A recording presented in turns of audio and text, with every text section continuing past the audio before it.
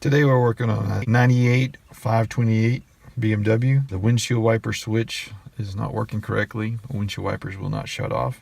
We got a switch out of the junkyard, out of a 7 series. It looks like it's going to work. So we're going to take it apart and find out. First we take out a screw down here that's holding the plastic on. And there's another screw located on top up here.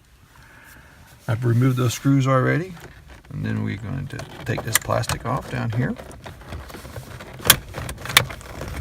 And we're going to lower the steering wheel a little bit.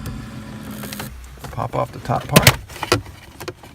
We're going to start out by pulling out this connector here where all the wires go into it. Pushing down on that. Slide that out. There's a tab right here. We're going to press down on that one. There's also another tab right here, which we're going to use the screwdriver for. And then we're going to push down on this one at the same time.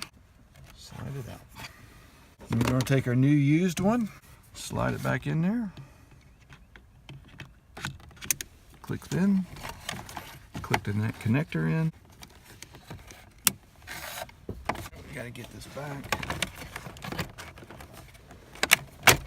This goes in there. Get all the rubber grommets put back where they need to go.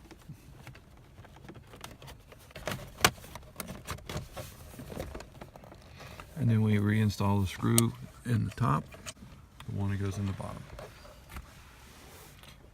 And that's it.